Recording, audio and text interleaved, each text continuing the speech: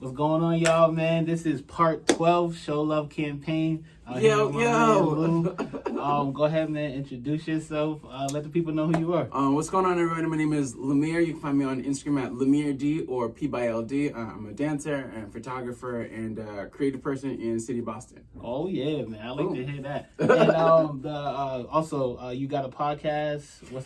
Yeah, so I'm also co-host of the If You Stream It podcast. So check us out on Instagram, on Facebook, Spotify, all the podcast places. That's If You Stream It Podcast, or you can check us out on our website, ifyoustreamitpodcast.com. Nice. So I'm gonna go out right off rip from here. Boom. I know from the podcast. Besides us going to high school together. Yeah. I know from the podcast you started late nights. What made you want to start this podcast with your co-host? So I mean, the funny thing is like as with all the things that I do, like free time is like really limited, you know, and then. The only time that I really found that I was like free and like unobligated was in the evening, because I work for a solar company, as you know. That's from 7 o'clock to 8 o'clock till 6, 7, 8 in the evening. Yeah. And then from there, I was teaching dance. So that's from 9 to 11. So I get out of practice at 11. And then if I did like a photo shoot on the weekend or whatever, I can only start editing those photos from 11:30 when I get home until I gotta wake up at like 5 or 6 o'clock. Dang. So I'm like, I'm already up in front of the computer, and the pandemic had already happened, and so I know I have like a lot of friends on social media or whatever, but the problem is like because I pack my schedule too tight, it doesn't really allow for me to just like, let's go to this place, let's hang out, because like I always got someplace to be. Exactly. But the one time I don't have anywhere to be is at 12 o'clock in the middle of the night. I'm like, yo, I'm here. Y'all saying, Lemire, you busy, you never hang out. I'm like, well, I'm here. I'm going to be here for like 2 hours. Like, matter of fact, let me go on live real quick. Yeah, y'all said I'm not here. Here I am. And that's literally how it started. And it was an experiment, because I was like, one of the things that I realized like over time is that it's not so much just the connections that you have, it's the connectedness that you have and the strength of those connections. It's all three. Yeah. Like, we're connected because we went to high school together. Exactly. But what is the connectiveness of us going? We can go to high school together and we were in two different schools, two different sides of the building, you know, or whatever. But like, we were in the same high school. We had the same kind of passions, music and dance. But now, what's the strength of that connections? There's tons of people who went to high school that we don't keep up with, we don't follow up with, we don't have shared interests with. You know what I mean? It's just like, so it's like, love y'all. I know. Much love, do your thing. We don't all have to be besties, but it's like, it's all three of those. And like, I know for me, one of the things that it was hard for me to realize, like, bro, that's really your fault. Because like, I'm an introvert. Yeah. I just have like really extroverted tendencies. So people think that like, it's always a party, it's always but really, like, I need alone time.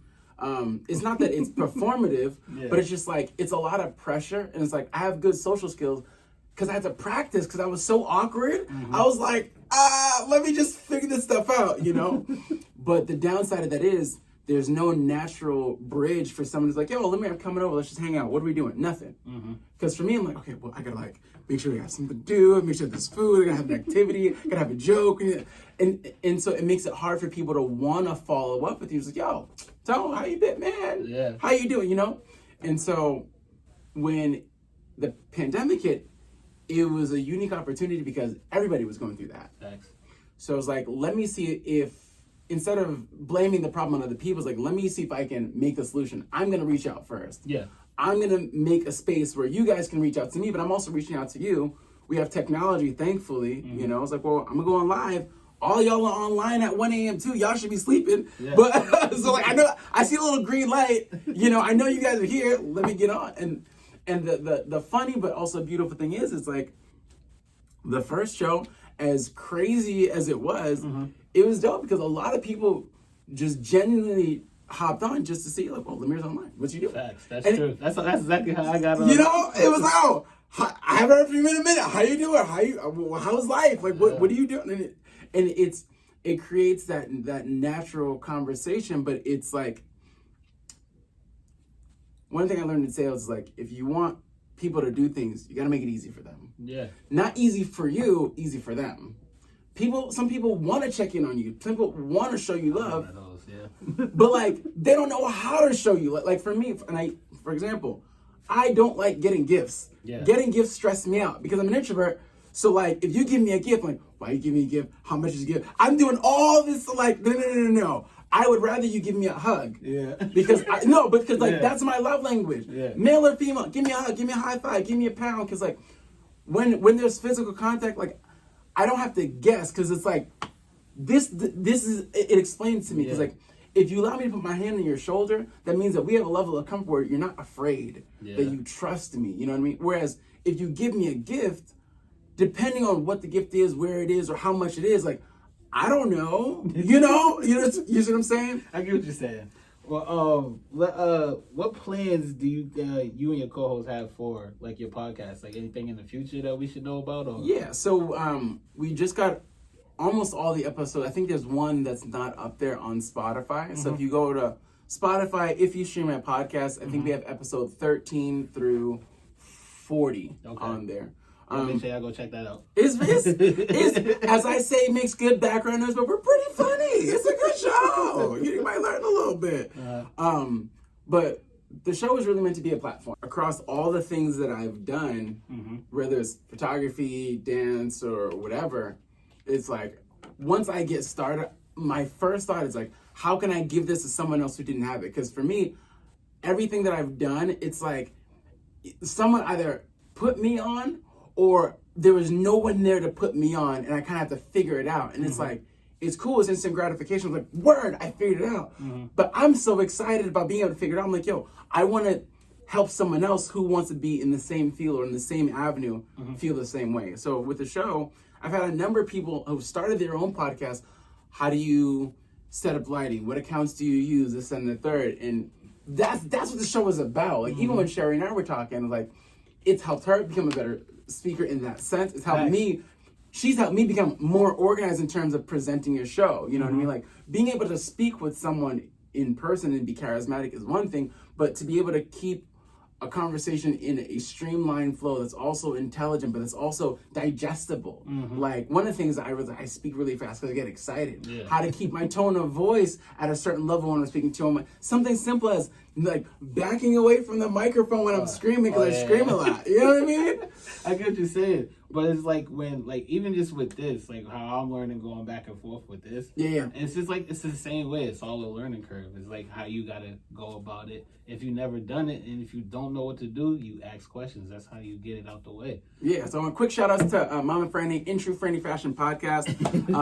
She's a mutual friend of Sherry and I listened to her podcast before, like way back when. I actually did the photo shoot for her her first season. And so, it was cool. I listened to it. It was great. I love it. I'm a fan, you know? And so it was in the back of my mind way back when. So once episode 2 happened of If You Stream That Experiment, I was like, how do I turn it into a podcast?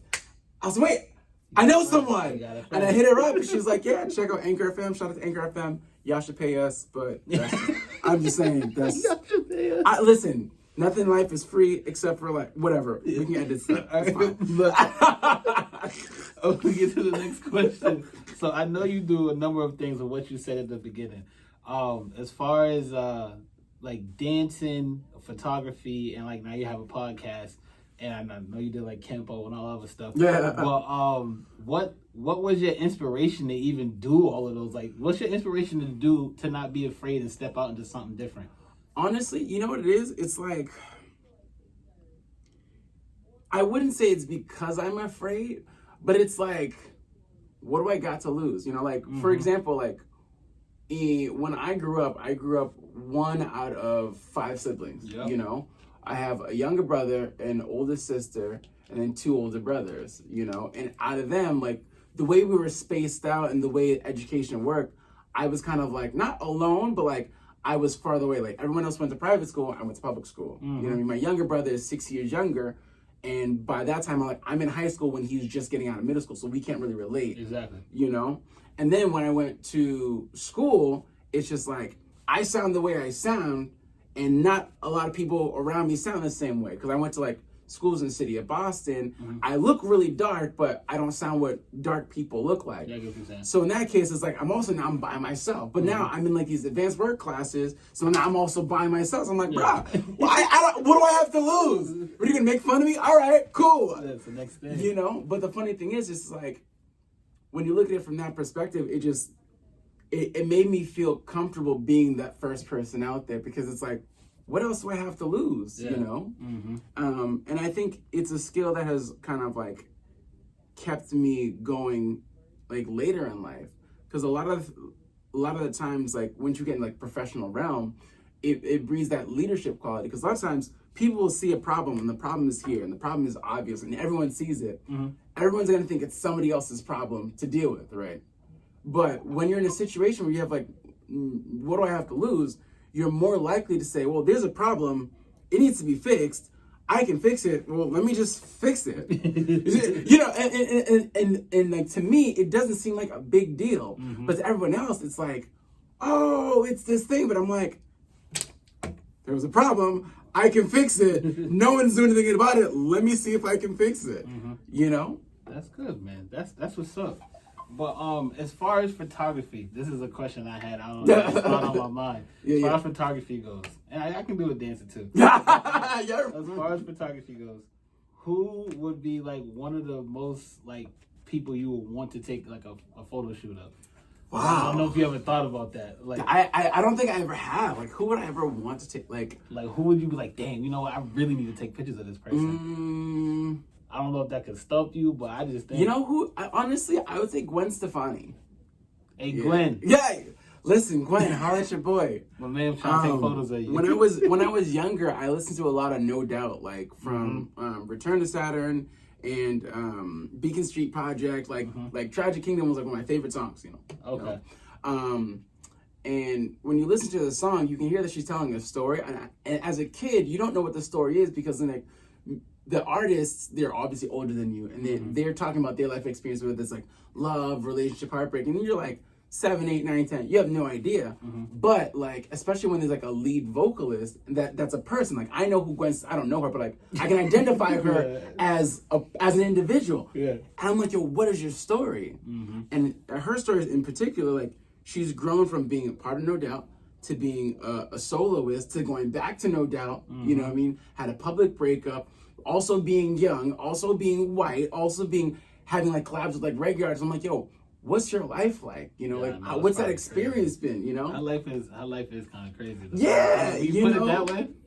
And so I feel like one of the things I realized about taking pictures, it's like part of it is like capturing a memory, but it's like you're capturing the essence of that person. Like it's not everyone's in the 10-year challenge, right? No. The thing about it, but as crazy as it sounds, it's like, looking at yourself 10 years ago in a picture and looking at yourself now, the pictures, let's even dumb it down. The pictures that you have available to even compare will talk about your life.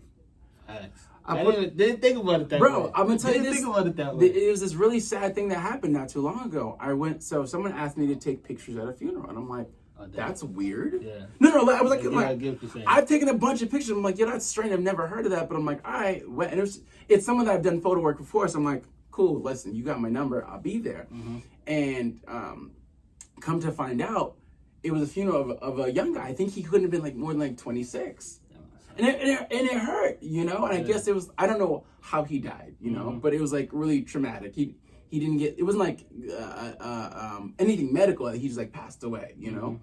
And the thing that struck me the most is that, you know how sometimes you go to a funeral and they'll have like a TV and it shows the pictures?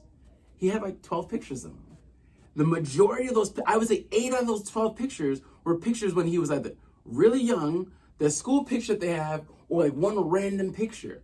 And his last picture was like a photo shoot picture. And that's it. And in my head, I'm like, yo, in the age of technology where everyone's got a phone and an Instagram, this and the third, you passed away young, you have all these people here, and there's only 12 photographs that they are willing to, there's only 12 photographs that they're showing. Is it that there's only 12 that they're willing to show? There's only 12 that's acceptable? Or those are only 12 photos that they can find? That's true. And in any of those situations, I'm like, why? I'm not saying that he's a good or a bad, but it makes me wonder. I'm like, everyone's got a phone. Yeah. Even if it was 5 years ago, why are those the only ones? Yeah. You know, and to find out how he passed away, and I'm like, that makes it even worse. Mm-hmm. So it's just like, when you take a picture, not only like what's in the picture will show you who you are at that time, but the fact that you even have a picture to compare from 10 years ago will also talk about who you are. True. So, you know? Dang, that's deep. I didn't think about it that way, but like when you really think about that, because a lot of people are real personal and they don't like to put their business out there. For sure. So like I get people who are not with the whole social thing and trying to keep it between themselves and things of that nature. But it's like, this is the reason why, like, even just have a scrapbook, like stuff like that is simple. Wow. Just be like, that's, people don't think that's not important. Be like, oh, you just always want to take photos. Like, I get it. Like when you want, like, like if you have a woman, I have a wife. Yeah. I'm taking like 8 photos. I love you, by the way. Yep. I love you, babe. But it's just like, if I'm taking like 8 photos and she only like 1, well, at least she got 1. Like, you know what I mean? But if she has out of those other 7 photos to choose if she wants to ever do that. But as far as now that we talk about photography, that was different. Dancing wise, I don't know if it's because my man dance salsa too. Besides the dance hall and everything else, he does a little bit of everything. What was you on stage for? Besides recently, not recently, which wasn't you like not ballroom dancing, but like professional dancing. So there was I danced for a bachata team. Shout out to Alma Latina Boston. Right now I dance for Saucy Control Dance Studio. Okay. And I also did some dance for Mad Movement, but I was only on stage for SYC Saucy Control and Alma Latina Boston. Yeah, those are the only 2 that I was on stage for. But still, my man is very versed in dancing. It don't matter what genre it is, if you can choose one person who you can like want to dance with and it be like you'll be like excited about, do you think you have an idea who would it be? Like a famous person or a famous person.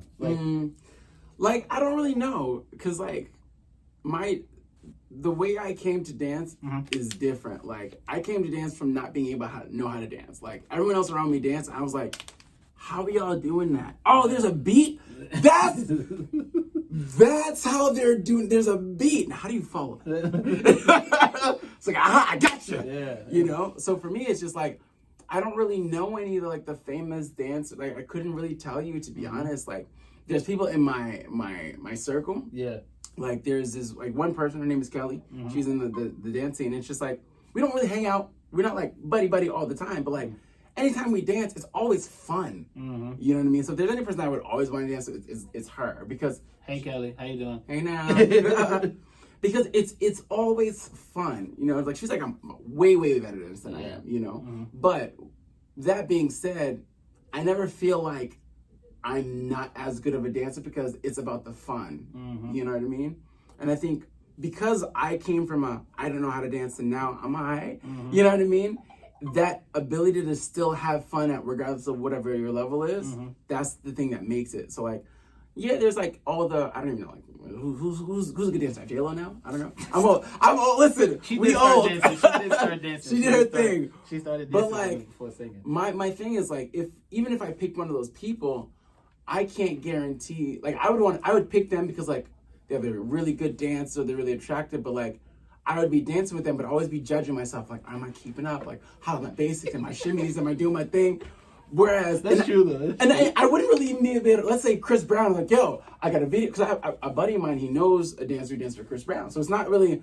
It's not like outlandish. Like, yo, we're gonna do this shoot. He needs a backup dancer. Like, we could probably finagle that, but like, I would be so stressed out about like being a dancer, making it happen. Like, check me out, my lines. That I wouldn't really enjoy it. Whereas there's like a lot of like. So shout out to the Boston salsa and bachata scene. Hey, how doing? Hey, one thing that's really good about Boston is really welcoming of newcomers. Okay. You know, and for me, I would rather dance with someone who's brand new to salsa or brand new to dancing, period, because all they need is a little footwork and a little encouragement, and then it's like a world of fun because you really don't know what's gonna happen because they don't know what's gonna happen. Like, and so it's like it's a new adventure. Whereas it's like with someone who's professional, it's like.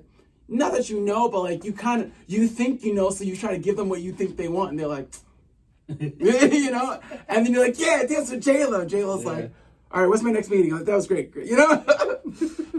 All right. I got maybe a couple more questions for me too. Yeah. But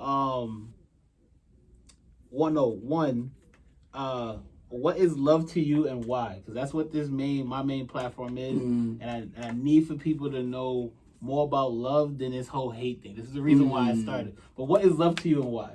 Honestly, that's a tough one because like I'm actually like not redefining but rediscovering what that means. Like for me, my old definition was love is if it's me over you is you. Mm-hmm. And so that way, love is not a feeling. It's not a state of being. You know, it's not abstract. It's tangible and it's actionable. Mm-hmm. You can take it from, let's say, friends. Yep. It's like, I got $5. You have nothing. You need something that costs $4.50. I can either keep my $5 or keep 50 and give you $4.50. Mm-hmm. If I love you, you got $4.50 and I'm rocking with 50 and it's cool. Mm-hmm. If it's romantic, it's like, well, I want to do this thing and you want to do that thing. If it's me over you, we're going to do your thing because I love you. Yeah. And in a romantic relationship, since we both love each other, neither of us is going to always feel like I'm always the one that's... And if that's the case, maybe you should reevaluate. Is it love or is it something else? Gotcha. But the thing that is making me reevaluate is like, sometimes people don't love at the same time or in the same way. Mm-hmm. Like if it's me versus you, it's you all the time. But maybe that's because I'm asking you the wrong questions. Like we said in the beginning, like maybe you want to give to me, but you don't know how. Like maybe like you want to show me that you love me, but you keep buying me gifts. And I'm like, you hate gifts. What do I do with all this stuff? I'm like, what am I going to do with all this stuff? Mm-hmm. You know what I mean? So like, in order for it to be, if it's me over you, it's you, I have to show you what I look like. Mm-hmm. I have to show you, it's like, no, please don't give me a gift. Just give me a pound and a high five and I'll be good. Yeah. So not that love has to be selfish, but like, it's going to sound really cliche. It's like, you have to know how to love yourself before you can love anybody else. Well, dude, that's the truth. It's really simple. It's really like there's no other way about it, because if I don't know that I'm a very touch positive, I'm a very high energy positive, but I'm an introvert, not only am I not going to be able to tell people how to love me the right way, I'm going to get pissed off when they don't love me the right way, or when they're pissed off because they don't know how to love me, I'm going to feel like I'm unloved. Yeah, I get what you're saying. If you're an introvert, if you're an entrepreneur, if you have your own business, if you're one out of a big family, like if you're the middle child, it's very common to feel like you're unloved. But it's not, sometimes that's true. Yeah. And it is what it is, you know? That's something they got to fix with their family. You know? But in the cases where it's not, it's like, you got to realize that sometimes some people don't know. One thing that kind of like I'm still figuring out is like love between people of different cultures. What I mean, I'm not talking about interracial like relations. I mean like I meet someone of a different culture and I'm a different culture of them. Mm-hmm. And they want to show me love in the sense that I'm a human being and we want to relate, right? But there's this narrative that's going on. It's like, well, I'm not going to teach you about being black because you should learn and figure out, but they're not black. So where would they learn about being black if not from a black person? If not from a person. They're going to find out about being black from someone who's not black, and then they're going to meet a black person and love them in a way that's not black, and that black person will be like, you don't love me. So then it's like that black person feels like they're not loved by this person of this different ethnicity, and that person feels like, well, black people just aren't they're unlovable because I read all the books, I listened to all the podcasts and all the music, and I didn't say that word. You know what I mean? And I thought that's how they want to be loved. Like most black people want to be loved by feeling normal. Yeah. Like I talked on an episode of the podcast, I went to Cuba, and it was like the first time that like, oh yeah, I don't like those fun. Bro, Cuba was dope, but it was like the first time that I didn't realize I was black, because everybody's black in Cuba. Yeah. Like, you see all the pictures, and like, no. When you get off the plane, everybody's black. And it was the first place when I walked down the street, I didn't feel like I was a black person. And this is... like you was a person. I grew up in Dorchester. I went to, like, Cedar on the Hills, shout out Sokoa. You know, I went to the Matterhorn. I went to the Thompson. I went to, like, you know, ELC. I was all black schools. But I still felt like black and other. I get what you're saying. I went to a country where I don't really speak. I speak my Spanish is good now. Yeah, it's better now. But my Spanish was like real Spanglish. And if I didn't say anything, I wouldn't feel like of it. I'm like, why does it take all that? You know what I mean? Mm-hmm. Hey, man, hey, that's how you feel. But can you just let the people know how they can reach you and follow you on your podcast again? Boom. Again, so thank you guys. Definitely check out my man, Big Tone. If you want to follow me, it's LUMYRD on Instagram. If you want to check out the photos, it's at PBYLD. If you want to check out the podcast, it's If You Stream It Podcast. I'm not going to spell it out because it's really long. Yeah. It's If You Stream It Podcast on all the platforms, Instagram, Facebook, and all those things. And yeah, if you're ever in Cambridge and if you want to do any Latin dance, you'll probably run into me. Yeah. You definitely gonna run into me. Well, bro, I appreciate you. Anytime, man. Anytime. For real. Thank you. Everybody else who ever watched this, and if you watch it to the end, I really appreciate you. Thank you for paying attention, for real. Again, it's the Show Love campaign. This is part 12. And much real love quick, to y'all. Go ahead. Speaking of showing love, real quick, shout outs to Fidesz Designs. He's a DJ and a dancer who now makes graphic tees and everything. Every shirt that you see, he made it. All these shirts are custom made. This shirt says "Keep Dreaming." He made it. He literally gave me the shirt off his back because this was too small for him, and I'm kind of a small guy right now. And so definitely check out Fidesz Design. He has great T-shirts. If you want something on a T-shirt, he'll put it on there for you. Fidesz Designs. We're gonna have to edit that and put it in the comments that's too. Fine, yeah, I got it. All right, but thanks again, y'all. Peace.